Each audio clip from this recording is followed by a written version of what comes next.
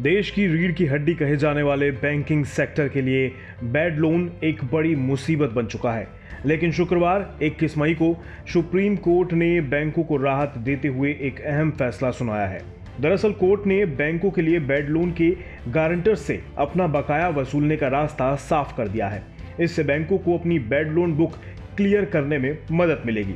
उच्चतम न्यायालय ने इस फैसले से बैंकों का लोन चुकाने में डिफॉल्ट करने वाली कंपनियों के प्रमोटरों के खिलाफ पर्सनल बैंकरप्सी केस फाइल करने का रास्ता साफ हो गया है। सरकार ने इस बारे में एक कानून बनाया था जिसे सुप्रीम कोर्ट ने सही ठहराया है।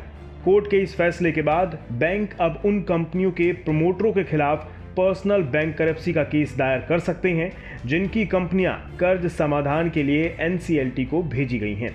लेकिन इस फैसले का सीधा असर उन बड़े कारोबारियों पर पड़ेगा जिनकी कंपनियां कर्ज तले दबकर दिवालिया घोषित हो चुकी हैं। इस लिस्ट में कर्ज में डूबे उद्योगपति अनिल अंबानी, कपिल वाधवान और संजय सिंघाल के नाम शामिल हैं। अब तक बड़े कारोबारियों और कंपनियां IBC कोड के तहत कंपनियों को दिवालिया घोषित करके बैंक का कर्ज न चुकाने का बहाना बनाती थी। लेकिन सुप्रीम कोर्ट के इस फैसले के बाद बैंक पर्सनल गारंटर से अपने बकाया की वसूली कर सकेंगे।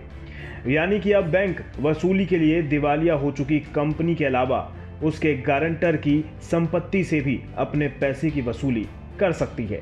अगर बात अनिल अंबानी की करें तो वो सर से लेकर पांव तक कर्ज में डूबे हुए हैं। अनिल अंबानी पर पहले ही कर्ज का अंबार है। रिलायंस ग्रुप पर करीब 1.5 लाख करोड़ रुपए से ज्यादा का कर्ज है। रिलायंस कम्युनिकेशन पर सबसे ज्यादा 50,000 करोड़ रुपए का कर्ज है। रिलायंस कैपिटल पर 46,400 करोड़ रुपए की देनदारी है।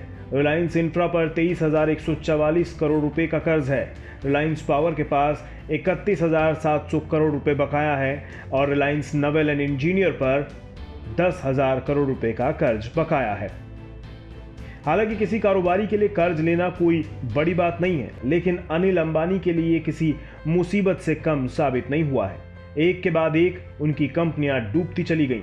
आज नौबत यहां तक आ गई है कि उनके पास कर्ज चुकाने तक के पैसे नहीं हैं। वो डिफॉल्ट पर डिफॉल्ट कर रहे हैं। कई कंपनियों के खिलाफ तो दिवालिया प्रक्रिया शुरू हो चुकी है। ऐसे में सुप्रीम कोर्ट के इस फैसले ने अनिल अंबानी के लिए डूबते से तिनके का सहारा भी छीन लिया है। लेकिन दूसरी ओर कोरोना काल में बैंकों के लिए बेशक एक अच्छी खबर है, क्योंकि इस समय लॉकडाउन और कोरोना के बढ़ने से कई लोगों के रोजगार ठप हो गए हैं, जिसका असर बैंकों की EMI और NPA पर पड़ा है। लेकिन अब बैड लोन को उसके गारंटर से वसूलने के फैसले से बैंकों की बैलेंस शीट में कुछ सुधार की उम्मीद जरूर की जा सकती है।